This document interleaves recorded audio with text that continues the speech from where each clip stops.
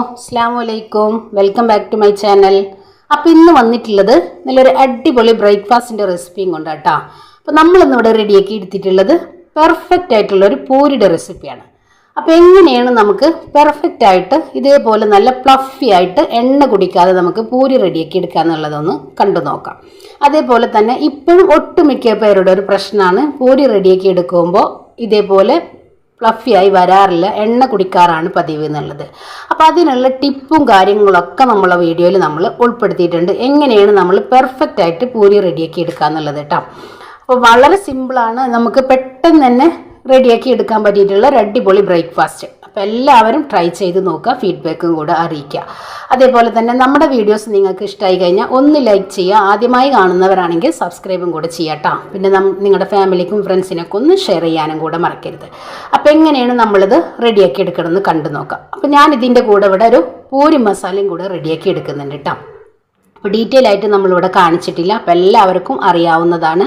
അപ്പോൾ അതുകൊണ്ടാണ് നമ്മളിവിടെ കാണിക്കാതിരുന്നത്. അപ്പോൾ എങ്ങനെയാണ് നമുക്ക് പൂരി റെഡിയാക്കി എടുക്കാമെന്നൊന്ന് കണ്ടു നോക്കിയാലോ. അപ്പോൾ ഇന്ന് നമ്മളിവിടെ റെഡിയാക്കി എടുക്കുന്നത് നല്ലൊരു അടിപൊളി ബ്രേക്ക്ഫാസ്റ്റിൻ്റെ റെസിപ്പിയും കൊണ്ടാട്ടോ. അപ്പോൾ അതിന് വേണ്ടിയിട്ട് ഞാനിതാ 250 ml കപ്പിൽ 1.5 കപ്പ് ഗോതമ്പ് പൊടി എടുത്തിട്ടുണ്ട്. ഗോതമ്പ് പൊടിയൊക്കെ നമ്മൾ അരിച്ച് മാറ്റി വെച്ചിട്ടുള്ളതാട്ടോ. ഒരു 2 ടേബിൾ സ്പൂണോളം മൈദപ്പൊടി ചേർക്കുന്നുണ്ട്. മൈദപ്പൊടി നമ്മൾ അരിച്ച് മാറ്റി വെച്ചിട്ടുള്ളതാട്ടോ. 1/4 കപ്പ് റവ, 1/4 കപ്പ് റവ. റോസ്റ്റഡ് റവ ആയാലും വറുക്കാത്ത റവ ആയാലും കുഴപ്പമൊന്നുമില്ല കേട്ടോ. പിന്നെ നമുക്കിതിലേക്ക് വേണ്ടത് 1 ടേബിൾ സ്പൂണ് പഞ്ചസാര. പഞ്ചസാര നിങ്ങൾ സ്കിപ്പ് ചെയ്യാതെ എടുക്കുക കേട്ടോ. പിന്നെ ഇതിലേക്ക് ഇതാ ആവശ്യത്തിനുള്ള ഉപ്പും കൂടെ ചേർത്ത് കൊടുക്കുക.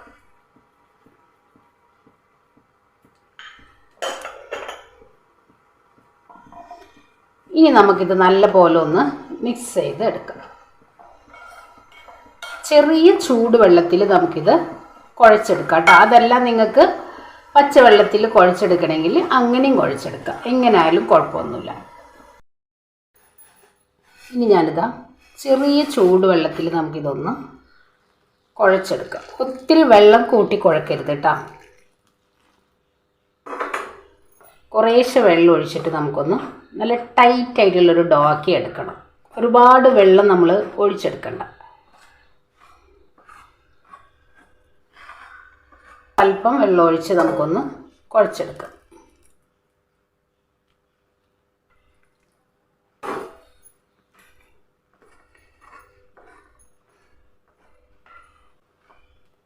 ഇത്രയും മതി.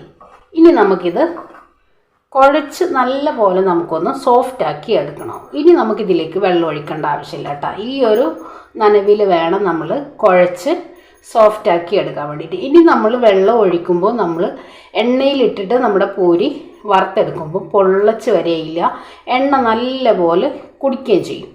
അപ്പോൾ ഇനി ഞാനിത് കൈ വെച്ച് നല്ല പോലെ ഒന്ന് കുഴച്ചെടുക്കാം. ഒന്ന് കുഴച്ചെടുക്കാം. ഇനി ഞാനിതാ കൗണ്ടർ ടോപ്പിലേക്ക് ഇട്ടിട്ട് നമുക്കൊന്ന് നല്ല പോലെ ഒന്ന് കുഴച്ചെടുക്കാം. ആട് വെള്ളം ഒഴിച്ച് കയ്യിൽ ഒട്ടിപ്പിടിക്കും വിധത്തിൽ നമ്മൾ പൂരിക്ക് മാവ് റെഡിയാക്കി എടുത്തു കഴിഞ്ഞാൽ നമ്മൾ എണ്ണയിലേക്ക് ഇട്ടെടുക്കുമ്പോൾ നല്ല പോലെ എണ്ണ കുടിക്കുകയും ചെയ്യും. ബൗളിലേക്ക് തന്നെ നമുക്കിതൊന്ന് വെച്ച് ഒരല്പം എണ്ണ ഇതിൻ്റെ മീതെ ഒന്ന് തൂത്ത് കൊടുക്കുക. ഇനി നമ്മൾ നമ്മുടെ പൂരിയിലേക്കുള്ള ബാജി റെഡിയാക്കി എടുക്കാൻ വേണ്ടിയിട്ട് ഞാനിതാ ഒരു 4 ഉരുളക്കിഴങ്ങ് എടുത്തിട്ടുണ്ട്, 2 തക്കാളി, 2 സവോള, ഒരു 6-7 പച്ചമുളക്, 2 ക്യാരറ്റ്, ഇത്ര എടുത്തിട്ടുണ്ട്. നമ്മൾ നല്ല പോലെ ഒന്ന് തൊലിയൊക്കെ കളഞ്ഞ് കഴുകി കട്ട് ചെയ്ത് കുക്കറിലേക്ക് ഇട്ട് കൊടുക്കുന്നുണ്ട്. ഇനി ഇതിലേക്ക് ഞാൻ ഒരു ചെറിയ കഷ്ണം ഇഞ്ചി ഒന്ന് മഞ്ഞൾപ്പൊടിയും കൂടെ ഇട്ടിട്ട് ആവശ്യത്തിനുള്ള വെള്ളം ഒഴിച്ച് നമുക്ക് കുക്കറിലൊന്ന് ഒരു 3 വിസിൽ വരെ റെഡിയാക്കി എടുക്കാം. ഇതിലേക്ക് നമുക്ക് വെള്ളം ഒഴിച്ചു കൊടുക്കാം. നമ്മൾ ഒരല്പം ഉപ്പും കൂടെ ചേർത്ത് കൊടുക്കാം.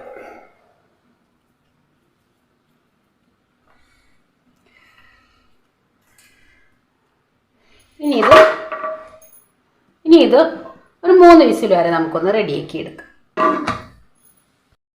അപ്പോൾ ഇനി നമുക്കിത് ചെറിയ ഉരുളകളാക്കി നമുക്കൊന്ന് പരത്തിയെടുക്കാം. ഞാനിപ്പോൾ ഇവിടെ 10 പ്രസ്സിലാണ് നമ്മൾ റെഡിയാക്കി എടുക്കുന്നത്. ഞാനിപ്പോൾ ഇതേപോലെ ഒരു ടിഷ്യൂ വെച്ചിട്ട് നമ്മൾ ഇതിൻ്റെ ഉള്ളിലൊക്കെ നല്ല പോലെ ഒന്ന് തുടച്ചെടുത്തിട്ടുണ്ട്. ഇനി ഇതേപോലെ നമ്മൾ പ്രസ്സിൽ ഒരല്പം എണ്ണ ഒന്ന് തൂത്ത് കൊടുത്തിട്ടുണ്ട്. ഇനി നമുക്കിത് പരത്തിയെടുക്കാം. ഇതേപോലെ നമുക്ക് ഒരു പ്ലേറ്റിലേക്കൊന്ന് പരത്തി വെക്കാം. എന്നിട്ട് നമുക്ക് ഒരുമിച്ചങ്ങ് ഫ്രൈ ചെയ്തെടുക്കാം. കുറച്ച് വലുപ്പത്തിൽ തന്നെ പരത്തിയെടുത്തിട്ടുണ്ട്. ഇനി നമുക്ക് ഇതേപോലെ ഒരു പ്ലേറ്റിലേക്ക് മാറ്റി കൊടുക്കാം. ഫ്രൈ ചെയ്തെടുക്കാം കേട്ടോ. എണ്ണ നല്ലപോലെ ചൂടായി വന്നിട്ടുണ്ട്. നമുക്കിതേക്ക് ഇട്ട് കൊടുക്കാം. എണ്ണ നല്ലപോലെ ചൂടായിട്ടുണ്ട്. ഇതേപോലെ നമുക്ക് തവി വെച്ച് ഒന്ന് പ്രസ് ചെയ്ത് കൊടുക്കാം. കണ്ടില്ലേ, പെട്ടെന്ന് തന്നെ തിരിച്ചിട്ട് കൊടുക്കാം കേട്ടോ. അപ്പം നമ്മൾ റെസ്റ്റോറൻറ്റിൽ നിന്നൊക്കെ കഴിക്കുന്ന ആ ഒരു വലുപ്പത്തിലുള്ള പൂരിയാണ് നമ്മളിവിടെ റെഡിയാക്കി എടുത്തിട്ടുള്ളത്. ഒട്ടും എണ്ണ കുടിക്കുന്നുള്ള ടെൻഷനൊന്നും വേണ്ട കേട്ടോ. ഇനി നമുക്കിത് എടുത്ത് മാറ്റാം.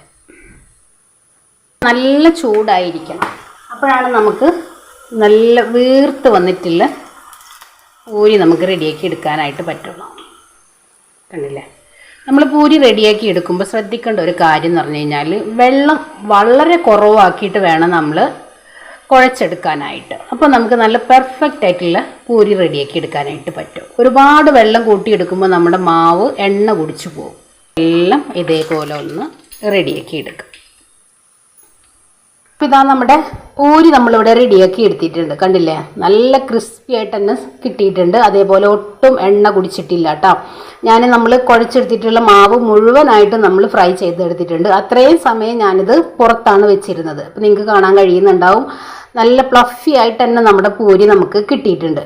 അപ്പോൾ നമ്മൾ റവ ചേർത്താലുള്ള ഒരു പ്രത്യേകതയാണ് ഇത് കേട്ടോ. അപ്പോൾ നമ്മൾ റെസ്റ്റോറൻറ്റിൽ നിന്നൊക്കെ വാങ്ങിച്ച് കഴിക്കാവുന്ന ആ ഒരു രീതിയിലാണ് നമ്മളിന്നിവിടെ ഒരു പൂരി റെഡിയാക്കി എടുത്തിട്ടുള്ളത്. അപ്പോൾ എല്ലാവർക്കും ഇഷ്ടമാണെന്ന് വിശ്വസിക്കുകയാണ്. അപ്പോൾ എല്ലാവരും ട്രൈ ചെയ്ത് നോക്കുക, ഫീഡ്ബാക്കും കൂടെ അറിയിക്കാം കേട്ടോ. അപ്പോൾ ഇൻഷാ അല്ലാഹ് നാളെ മറ്റൊരു വീഡിയോ കാണുന്നവരെ അസ്സലാമു അലൈക്കും.